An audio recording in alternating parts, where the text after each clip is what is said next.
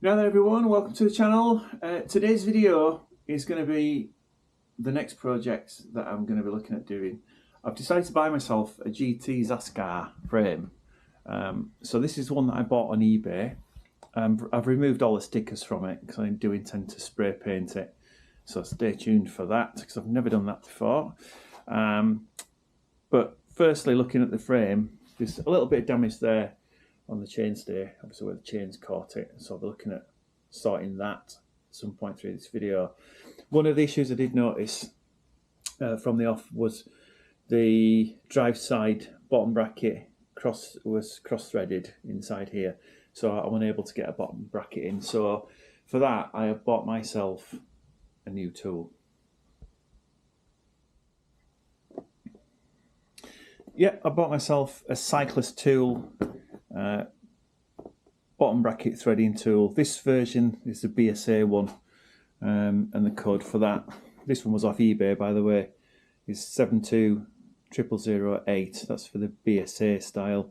The Italian thread has a different code. Obviously if you look on their website you'll see what that is, but this one is a 72008, and it's for the English style thread.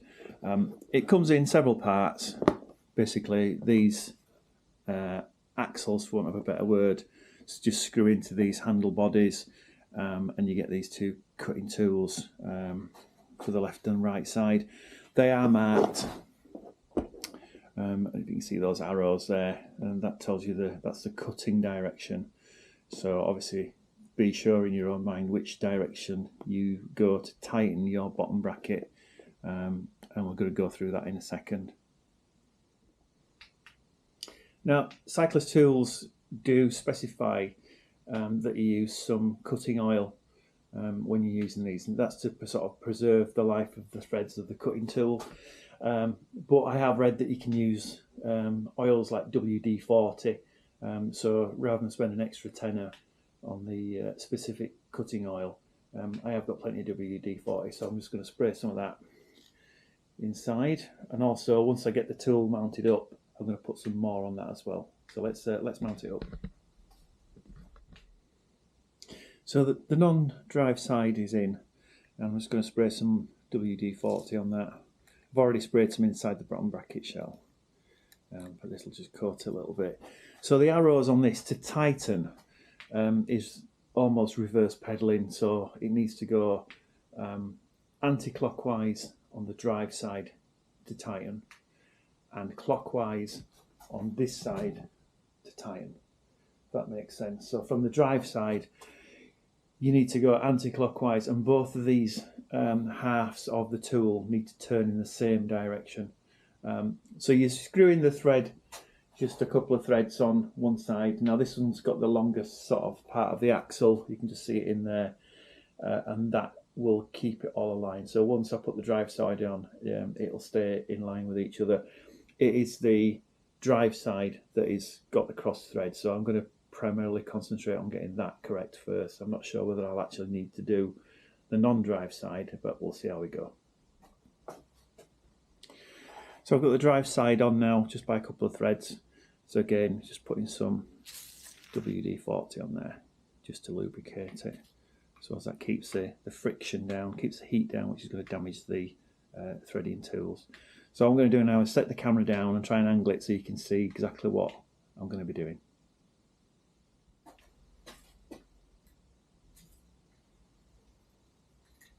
So a bit of lube on.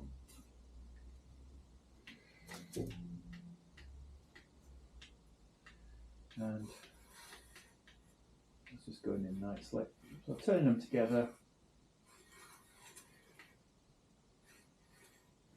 Just do a couple of turns and then back it off.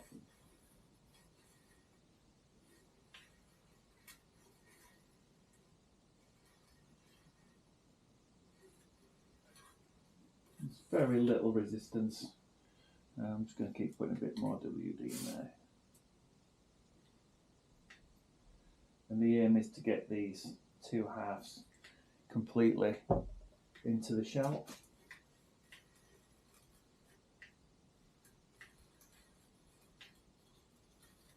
Backing it off. And the idea of backing it off is just to sort of get the swarf out a little bit, because it will get clogged in the threads otherwise, but they're going in nice and steady.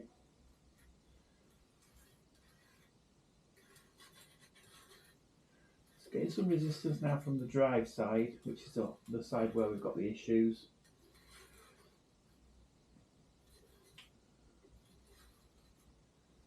Put a bit more WD in that one.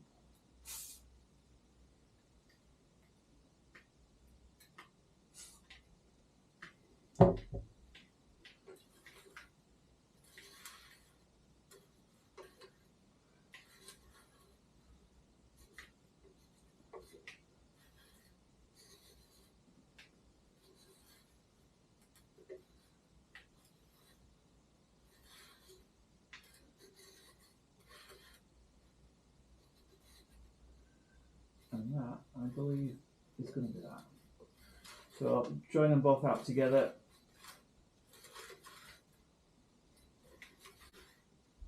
Nice and easy.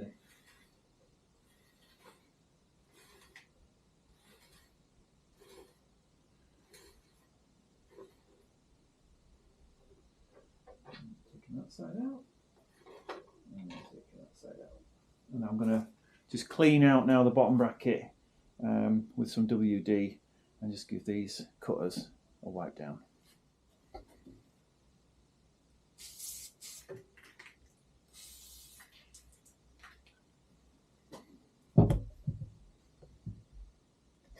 I'm putting these cutters down, by the way. It's out of sight of the camera, but I've got a rubber mat down so it doesn't damage these threads.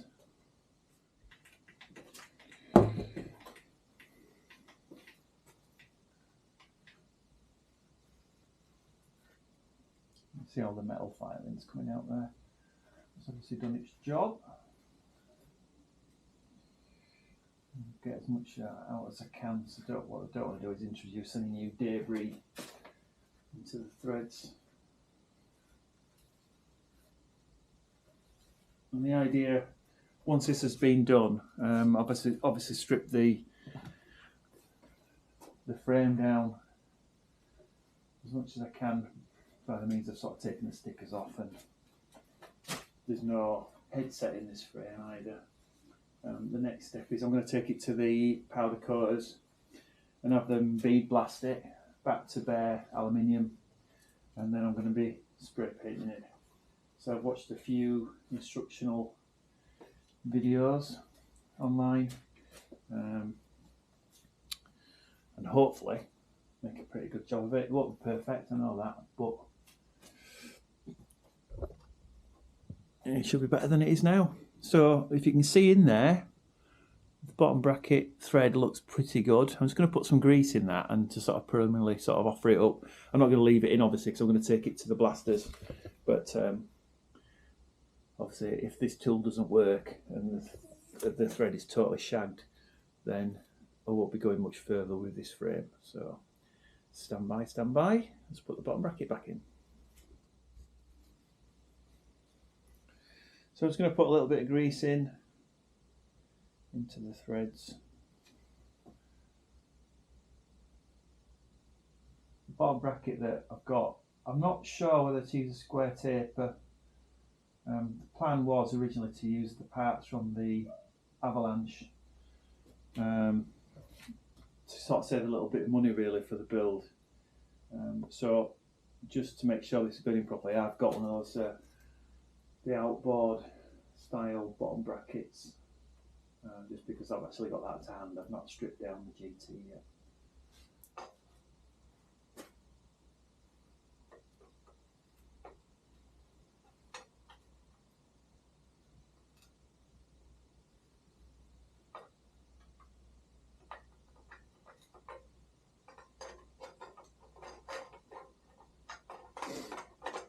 So I'm getting a bit of resistance from this side now. The non-drive side's gone in perfectly.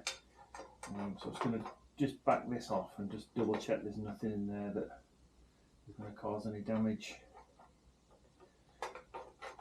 It's definitely improved massively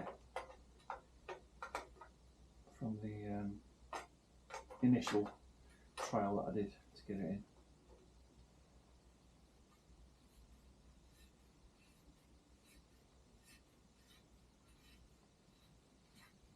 I'm going to take this out completely on this side and just give the threads a wipe down. And then obviously put a bit more grease on that as well, just to help it back in again. The width of this bottom bracket shell, by the way, for a Zascar, this is a 95 Zascar, is 73mm.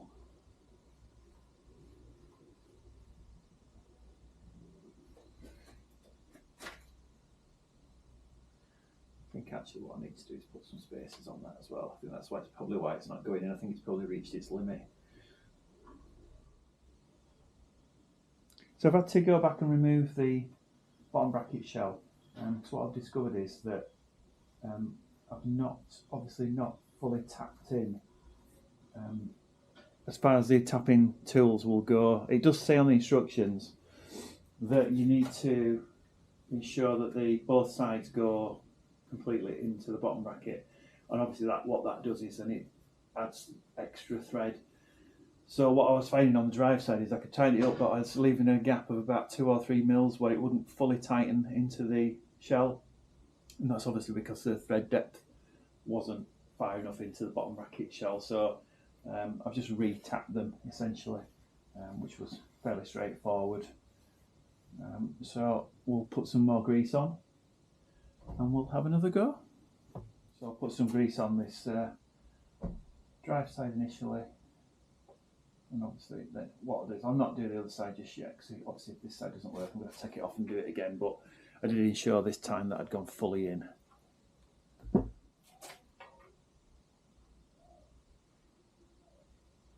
Softening it up, nice and steady.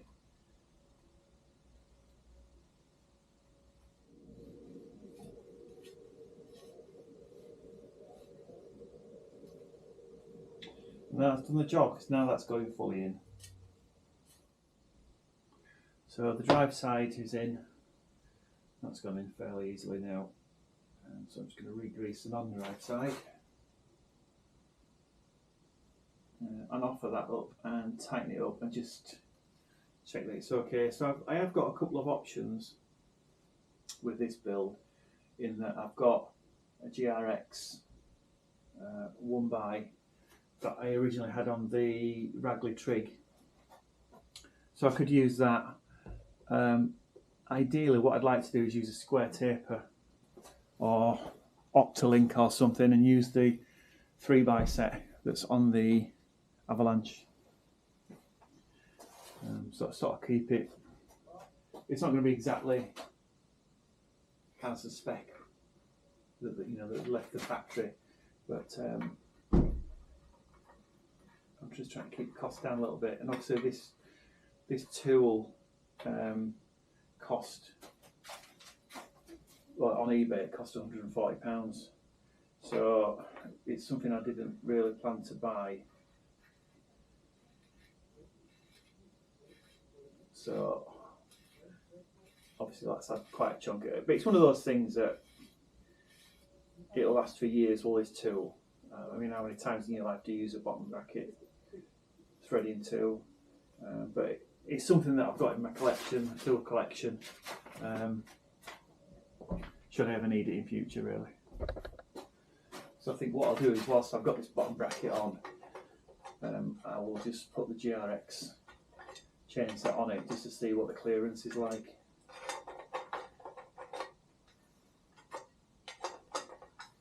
I suspect it's going to be pretty tight on these chain stays at the back, but I might as well do it now before it gets painted, and then it just sort of saves any damage to the new paintwork. So make sure everything fits.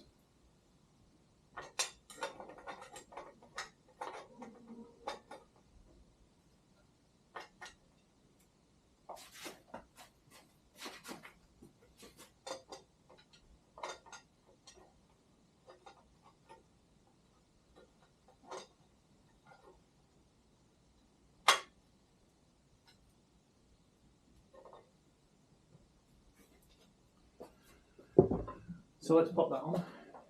I'll show you what the clearance is like on it. Obviously it's not sort of torqued up there, but there's a, I don't know, maybe a mil, 2 mil. I have got some spacers that came with this bottom bracket, so it's not going to harm it if I stick a 2 mil spacer in. The non-driver's got more clearance. So what I'll do is I'll put a spacer in that if I do decide to use it, just to pull it away from the chainstay a little bit. There's no point catching that with the sort of shoe or anything. I'm just going to scuff it. But yeah, see what that's like. It's not spinning entirely freely, but I can play with that. So thanks for watching this demo on the bottom bracket cutting tool from Cyclus. It's as it happened, warts and all. So as you see, it's my first time using something like that. So if I'm able to do it, anybody's able to do it, to be honest. Just a bit of trial and error. But make sure you use your cutting oil, or in this case WD-40. Clean out all your swarf. Just use a disposable rag for that, and then you're not wiping your hands on it and getting metal bits in your hands, obviously. Health and safety, etc. But please like and subscribe. And then on the next set of videos, you'll see this Zascar being built up to hopefully a really nice bike. Not sure on the colour yet. It's either going to be chrome or it's going to be shock blue from Montana Gold spray paints. So yeah, we'll come back to you. See you in a bit.